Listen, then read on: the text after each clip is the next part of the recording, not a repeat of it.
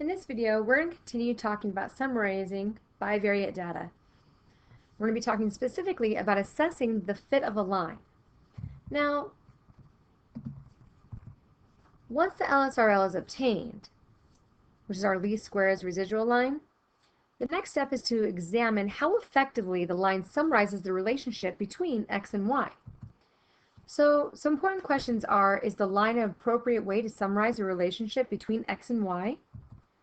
Are there any unusual aspects of the data set that we need to consider before proceeding to use the line to make predictions? And if we decide to use the line as a basis for prediction, how accurate can we expect predictions based on the line to be?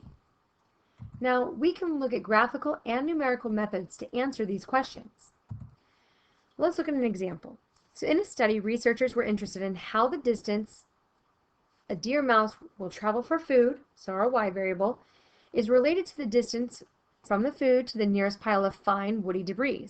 That'll be our x variable. So distances were measured in meters.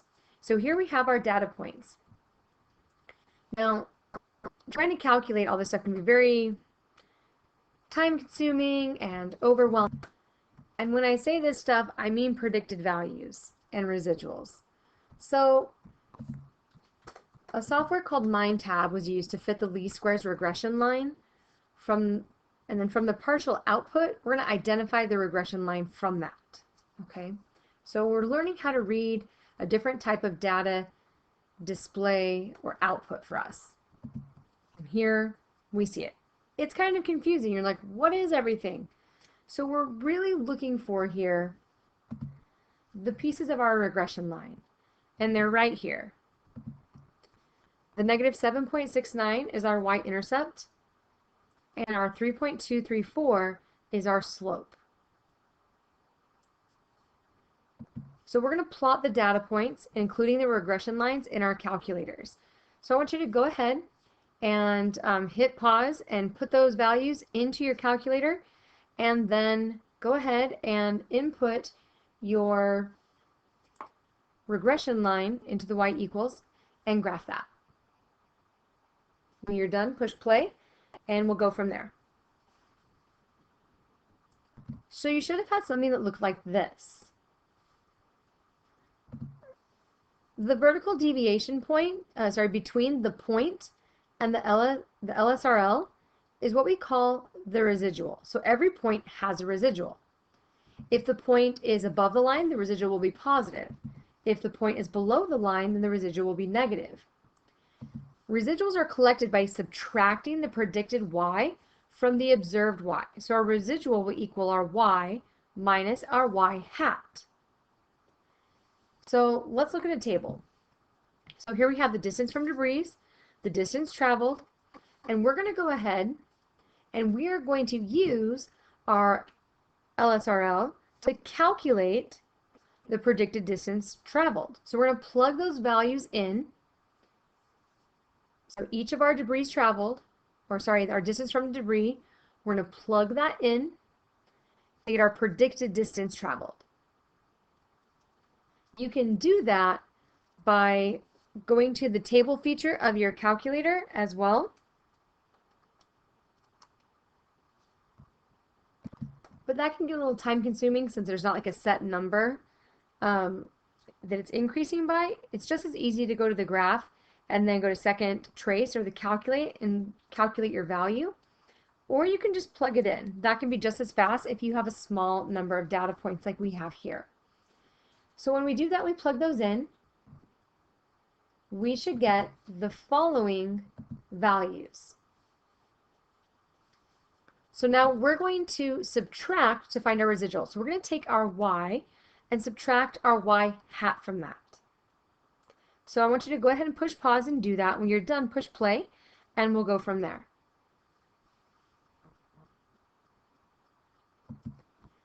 So here are our residuals.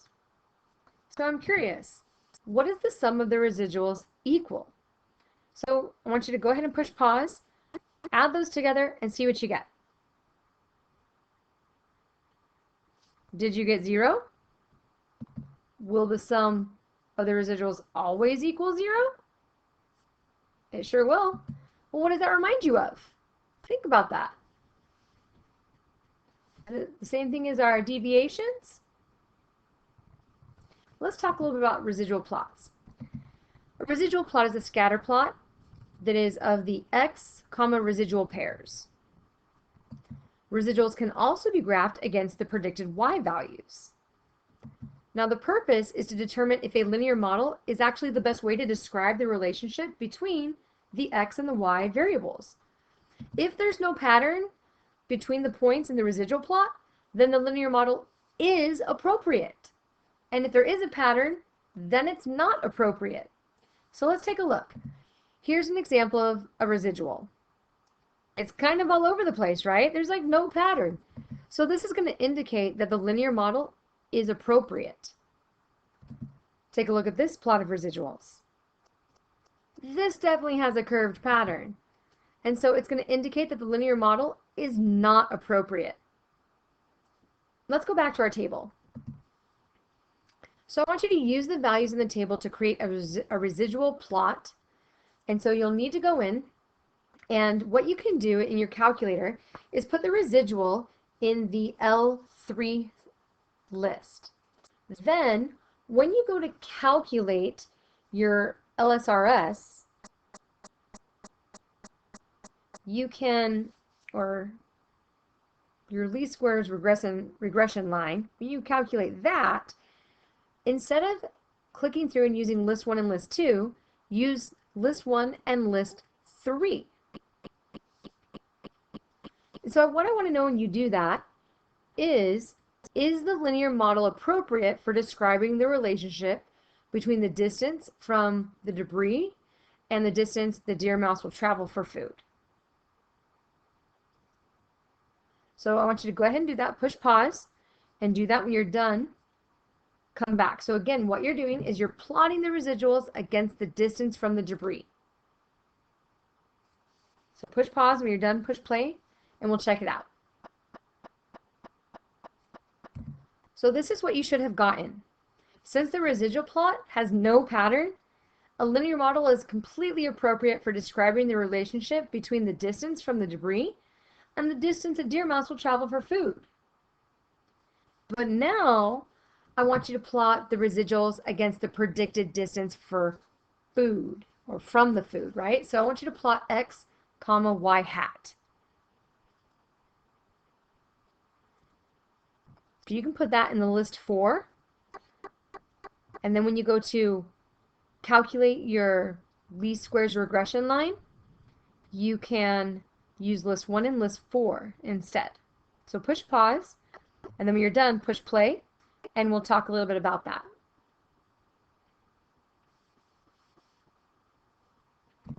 So this is the residual plot you should have gotten.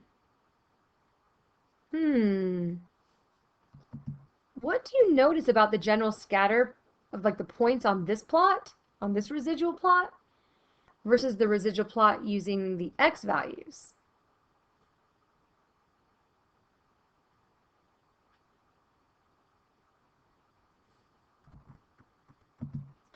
So I think I misspoke when I asked you to do your lab back here. Instead of using the list 1 and list 4, you should have been using list 4 and list 3. And that's what would allow you to get that plot. So residual plots can be plotted against either the x values or the predicted y values. You'll get that same plot. Let's examine some data about some black bears. They're from boreal forest. So x is going to represent the age in years, and the y is going to represent their weight in kilograms. So we're going to create a scatter plot and a fitted regression line. So I'm going to give you a few minutes. So I want you to push pause. I want you to enter in your data into your lists. Make sure you clear out list 3 and list 4 because you won't need those for a little bit. And then I want you to go ahead and sketch the scatter plot and calculate the least squares regression line. When you're done, push play, and we'll go from there. So you should have gotten a scatter plot that looks something like this with a least squares regression line like what you see in blue as well. Do you notice anything unusual about this data set? Yeah, this point right here, this one's way out here, this is an influential observation. What would happen to the regression line if we took that point completely away? So if I took that point out of our data and then re-graphed my scatter plot and recalculated my regression line is going to move. So this point is considered an influential point because it affected the placement of the least squares regression line. Let's go back to the original data. Now, notice here that this particular observation has a really large residual. That line is pretty long. An observation is an outlier if it has a large residual. And that's kind of an important thing to know, since outliers affect our correlation coefficients and our least squares regression lines. So what about coefficient of determination? It's denoted by the R squared. It gives the proportion of variation in y that can be attributed to an appropriate linear relationship between x and y. So let's explore the meaning of R squared by revisiting our deer mouse data set. Remember that x is the distance from food to the nearest pile of fine wooded debris, and y is the distance a deer mouse will travel for the food. So here we have our data set. Now suppose you didn't know any of the x values. That's right, none of them. What distance would you expect a deer mouse to travel? You'd expect them to travel the mean, right? So what is the total amount of variation in the distance traveled? So our y values. So for this, you're going to find the sum of squares deviations.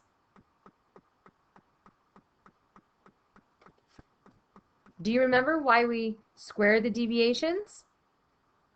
If our deviations always sum to 0, why we need to square them before we sum them?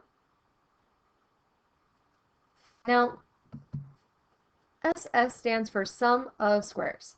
So this is the total sum of squares. So the TO means total and SS means sum of squares. So I want you to go ahead and to calculate that, push pause. When you're done, push play, and let's see if you got the right answer. So you should have gotten that the total amount of variation in the distance traveled is 773.95 meters squared. So let's go back. Now suppose that you do know the x values. So your best guess would be the predicted distance traveled, or the point that's on the LSRL, our least squares regression line. So by how much do the observed points vary from our least squares regression line? So here you want to find the sum of the residuals squared. Notice the SS means our sum squared, but now we have resid to mean residuals. So instead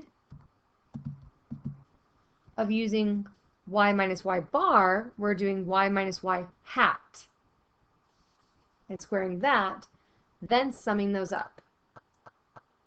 So I want you to go ahead and push pause and do that. And when you're done, push play and let's see if you were right. So you should have gotten that the points vary from the LSRL by 526.27 meters squared. So let's go over that again. So the total amount of variation in the distance traveled is 773.95 meters squared, and the points vary from the regression line by 526.27 meters squared. So approximately what percent of the variation in distance traveled can be explained by that regression line? And this is where our R squared comes into play.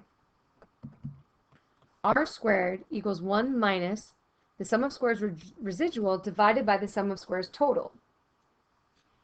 So when we calculate that, we get 0.320, or approximately 32%. So let's go back to our output from the beginning that we used from MindTap. Let's review where these outputs come from and their meanings. So here we have the y-intercept, our a value. This value right now has no meaning in this context since it doesn't make sense to have a negative distance. This is our slope, it's our b. It's the distance traveled to food increases by approximately 3.234 meters for an increase of every 1 meter to the nearest debris pile. This is the coefficient of determination, our R-squared value. So it's telling us that only 32% of the observed variability in the distance traveled for food can be explained by the approximate linear relationship between the distance traveled for food and the distance to the nearest debris pile. This value here, what do you think this represents? This is our standard deviation, our S.